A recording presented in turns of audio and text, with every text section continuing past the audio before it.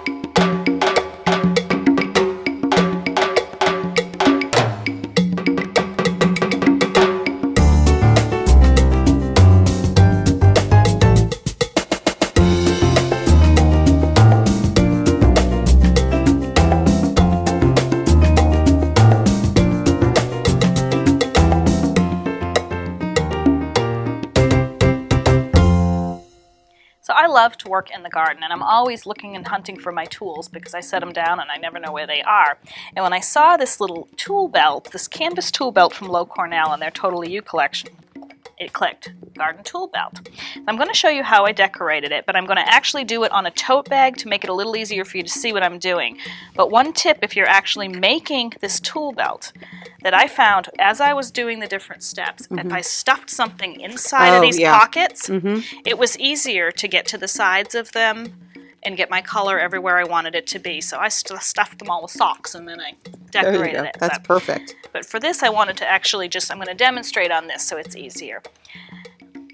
The first step is I'm using Low Cornell's oil pastels right on the fabric, and I'm going to color with them almost like a crayon.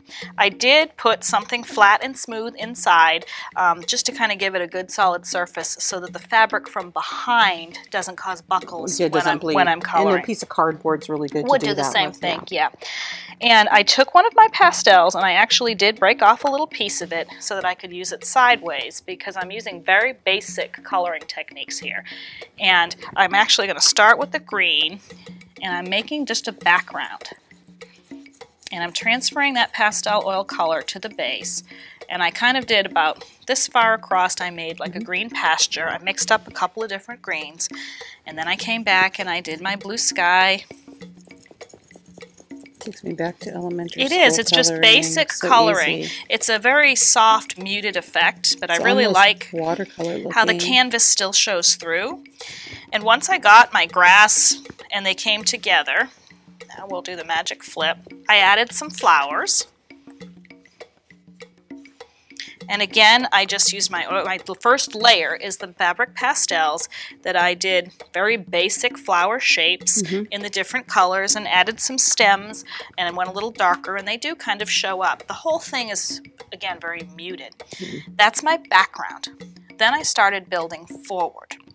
The first thing I did to build forward was I used this Judy Kids Flower Cube stamp and I stamped with the paint and I used my finger to do this. You can use a brush, but I'm just using this great Martha Stewart satin paint. It's a multi-purpose paint, so it works on any surface. I didn't know you had a sponge finger. I do. It's good for everything like this. Sponge brushes work really great for this process. Yeah, you can use a foam brush. I like to use my finger. I can control a little more how much paint I get on it. Just covered it with the paint with my finger, and then I just randomly went in and I added, and again, that piece of firm backing and keeps it from. There you go. Yeah, that looks really great. There's your single one, and I actually did it again, turned it a little bit. But you reapplied. I reapplied the paint, turned it a little bit, and then I took and added a little red center with the red Martha Stewart paint to match my kind of soft muted flowers in the background. So that just gave us a little more detail in the foreground. To do my stenciling, I'm kind of an oddball when it comes to stenciling. Just with stenciling? Well, I'm an oddball overall, but I'm really an oddball when it comes to stenciling. I can do a lot of creative techniques. I cannot stencil. But this is what I used as my surface. See? I had these great Martha Stewart craft stencils. I love this one with the birds and the branches. But how I did it, the way I use my stencils is backwards. Yeah, there we go. Now you could use a little spray adhesive on this to hold it in place, but again, I just held it in place with my hand. And I used my Martha Stewart acrylic paints. You could pour it in the dish. I go right from the bottle. And I took my brush. I love these brushes from Low Cornell. And I kind of use it almost just as a tracing area. So instead of stenciling and pouncing, I'm literally just... Well, and that's really because you wanted that softer look too. Stenciling painting would in the be lines. more solid. Well, I could even paint more solid within the lines. I just can't stencil. I always get it underneath. So this is a way to use it as a template instead. Without a stencil brush, you can still use it with a paintbrush. I did my branches and my berries, and I did a bird on there. Yeah, and then just moved your little bird. Moved it down and I did the same technique for all of it. I used it as a template instead of a stencil brush stencil. Yes.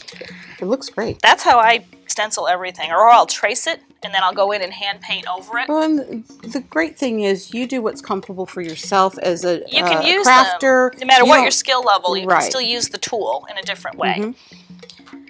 So after we had our background, that's our we let it dry, and then we've got our background. I'm going to start building the detailed elements, and I'll show you how to do that next. What's our next step? The next step is to start building our layers. I love things with dimension and depth, and even in something like this, I wanted to have it. So I'm die cutting some, I use this cute little picket fence die from Sizzix, which I love, and this lovely bird and swirl design. I'm using the birds from this. And the Sizzix will cut fabric and other materials too, which is what I love. I love cutting fabric with it. I use the Big Shot. When I'm die cutting, I prefer to die cut with my fabric or my cardstock up. And that way I can tell exactly where I'm placing it as opposed to upside down.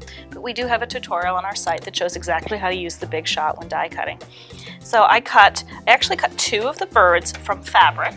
And I used a print on purpose because I'm kind of making it a little collage effect.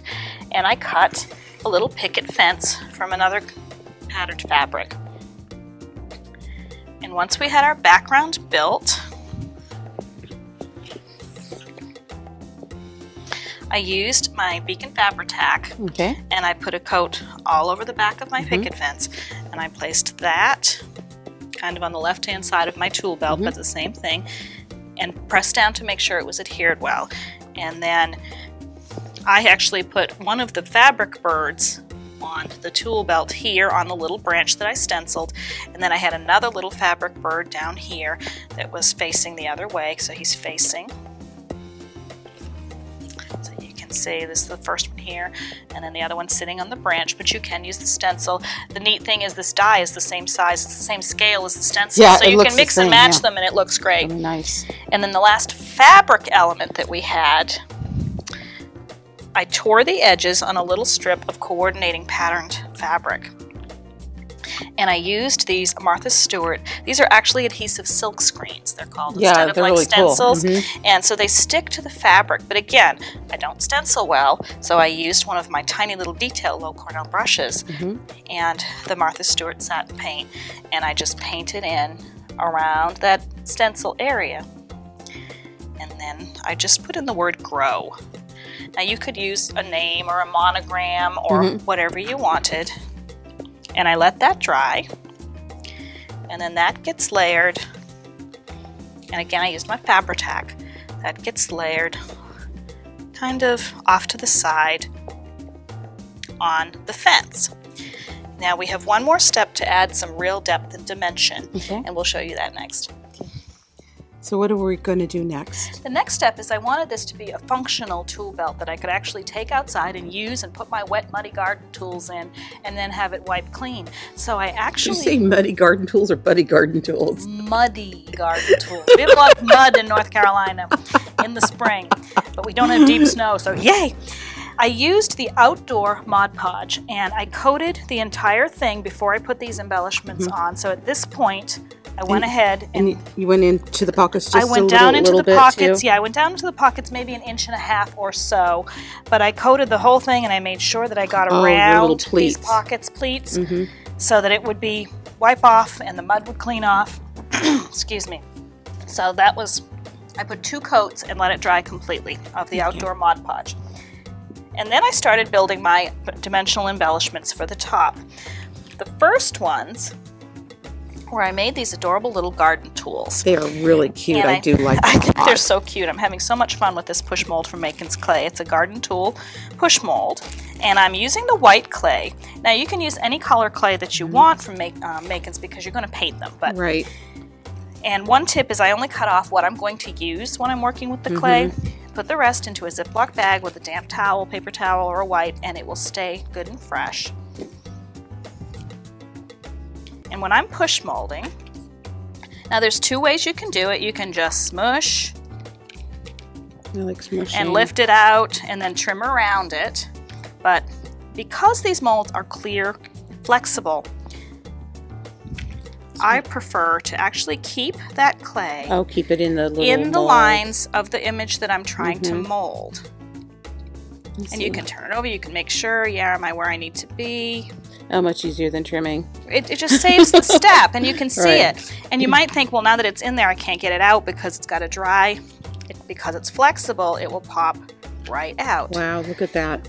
So I went ahead and I made a whole bunch of these tools. Again, when I'm push molding, I tend to mass produce so that I've got them So you for have later. them, right. And let them dry. 24 hours, the clay will be fully dry because it's a no-bake product. It completely air dries.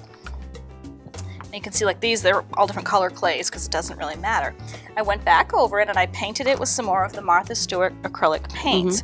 Now, they're multi-surface and they have metallics too, which is what I love. Yeah, So metallic looks great. The silver actually looks really get good. that clean, before they get Yeah, muddy, really garden good. tool type effect. So I let them dry and then I painted it You're muddy. muddy garden tools. But you can also paint the clay wet. It'll work either way. Oh, it will work Yes, when it it's will. wet. You can Oh, paint it okay. wet. It's not a problem. So That's a good tip. doesn't matter. And then to hold those on there, I used the Fabri-Tac. Now you could use 3-in-1. You could use the 527. Any good strong Fabri-Tac is adhesive. so great. But it worked. The Fabri-Tac held them on, and they seem to be holding very well. And then that gets We'll do our little mounted. magic here. Magic of television. That's right. The tools, now this was already Mod Podged onto my tool belt, but I went ahead and added my little Makins clay tools to that to give it a little depth. And then we had to have a little spring butterfly in our little spring garden. So I used my Transformason tags from Low Cornell, and it's lots of different collections to choose from. This one's got birds and flowers. I love this one. I used it too. And it had these pretty little butterflies, which I painted with the Martha Stewart paints. And added a little detail, and I wanted to seal that and kind of make it weatherproof and give it a little gloss. So I put on a coat of Judykins Diamond Glaze. Perfect. And then again, that got glued. I just kind of put that off to the side and glued that on. Let me just move this one out of the way. So it just kind of gives it a little added depth and gives a little glamour to your gardening. It's adorable. And I made a I just made a little pair of matching gardening gloves, and this would make a fun little gift for somebody who gardens because these are just dollar store gardening gloves. Oh, they don't look like dollar store gardening gloves anymore. You could even add some bling if you were a real bling girl. I'm just not a bling girl, but I used the same rubber stamp. You are a bling girl. The same rubber stamp from Judy's, the same stencils, and the same Martha Stewart paints, and just stenciled these gloves, and it's a fun little accent. This is piece. Really I'm going to be glamorous in my garden this year. You're going to be glamorous, and this would be a great bridal shower gift too. For fun for somebody who enjoys getting outside and working in the yard. Thanks for this project. It was really wonderful, Cindy. We hope you've enjoyed When Creativity Knocks, All-Star Designers Spring Series. Like us on Facebook, pin us on Pinterest, and follow us on Twitter. And don't forget, sign up on our website to receive our weekly newsletter, and you're eligible to win one of the weekly prize boxes full of products from all of our series sponsors.